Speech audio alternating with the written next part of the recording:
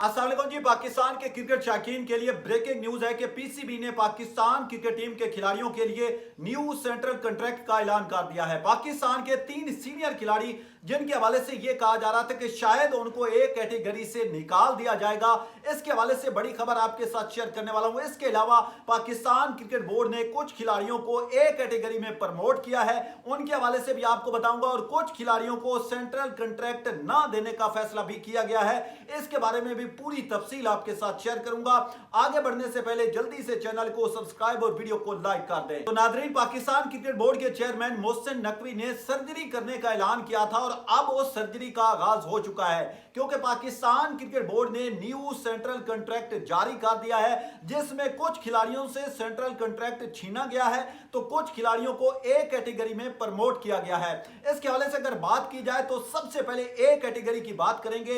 A category में आपके कप्तान बाबर आजम, मोहम्मद रिजवान, शहनशाह अफरीदी, इन खिलाड़ियों को ए कैटेगरी के अंदर रखा गया है। मतलब कि इनके हवाले से बात हो रही थी कि शायद इनको T20 वर्ल्ड कप 2024 की परफॉर्मेंस देखते हुए ए कैटेगरी से हटाकर बी कैटेगरी में डाला जाएगा, लेकिन पाकिस्तान क्रिकेट टीम के व्हाइट बॉल के कोच गैरी करस्टन की एडवाइस पे पाकिस्तान क्रिकेट बोर्ड ने बाबर आजम, मोहम्मद रिजवान, शहनशाह अफरीदी, इन खिलाड़ियों को ए कैटेगरी में बरकरार रखा है। आपको यह भी बताता चलूं कि ये वो 3 खिलाड़ी हैं जिन्होंने कनाडा के अंदर जाकर लीग खेलनी थी, जहां पे इन तीनों खिलाड़ियों को 4-4 करोड़ रुपए मिलने थे, लेकिन पीसीबी ने इन खिलाड़ियों को एनओसी जारी नहीं किया, जिसकी वजह से इन खिलाड़ियों को काफी लॉस का सामना भी करना पड़ा।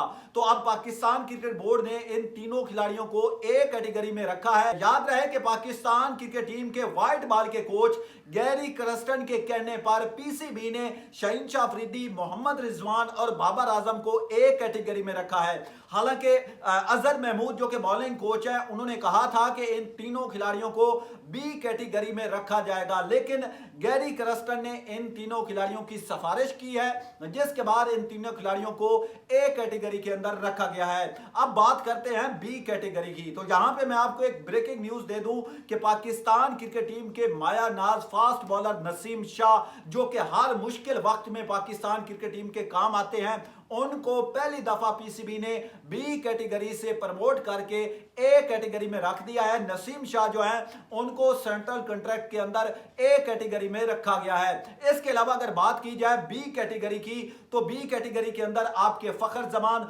और टेस्ट टीम के कप्तान शान मसूद को रखा गया है। इसके अलावा बी कैटेगरी के अंदर इमाम उल हक को रखा गया है और हैरान कुन तौर पर हारिस रऊफ को भी बी कैटेगरी के अंदर रखा गया है, क्योंकि हारिस रऊफ ने इस साल पाकिस्तान की तरफ से सबसे ज्यादा यानी कि 70 विकेटें ली हैं। इसकी वजह से पीसीबी ने हारिस रऊफ को भी बी कैटेगरी के अंदर रखने का फैसला किया है। इसके अलावा अगर बात की जाए सी कैटेगरी की, तो सी कैटेगरी के अंदर आपके शादाब खान, मोहम्मद नवाज, इमाद वसीम, ये ऐसे खिलाड़ी हैं जिनको सी कैटेगरी के अंदर रखा गया है। यहां पे मैं आपको एक इंटरेस्टिंग बात बताता चलूं कि इफ्तिखार अहमद के फ्यूचर का फैसला अभी नहीं हुआ। यहां तक भी खबरें आ रही हैं कि शायद के इफ्तिखार अहमद से सेंट्रल कॉन्ट्रैक्ट छीन लिया जाए और उनको बाहर कर दिया जाए, यह भी हो सकता है। और शादाब खान के हवाले से भी ऐसी खबरें आ रही हैं। अलबत्ता यह है कि इन खिलाड़ियों को सी कैटेगरी में रखकर जो है आजमाया जा सकता है, लेकिन इनसे सेंट्रल कॉन्ट्रैक्ट लिए जाने की खबरें भी गर्दिश कर रही हैं। इसके अलावा मोहम्मद आमिर के हवाले से मैं आपको ब्रेकिंग न्यूज दे देता हूं कि मोहम्मद आमिर को भी सी कैटेगरी के अंदर रखा गया है। मतलब कि पाकिस्तान क्रिकेट बोर्ड के चेयरमैन मोहसिन नकवी ने जिस बड़ी सर्जरी का ऐलान किया था, वो सर्जरी अब आपके सामने आ चुकी है। इन खिलाड़ियों को दोबारा से उन्हीं कैटेगरीज के अंदर रखा गया है जिन कैटेगरीज के अंदर ये खिलाड़ी पहले खेलते थे। हाँ, अलबत्ता नसीम शाह को पहली दफा ए कैटेगरी के अंदर ए कैटेगरी के अंदर जो है प्रमोट किया गया है। पाकिस्तान ने अगस्त के अंदर बांग्लादेश के खिलाफ टेस्ट सीरीज खेलनी है और उसके लिए पाकिस्तान क्रिकेट टीम का ऐलान होना भी अभी बाकी है।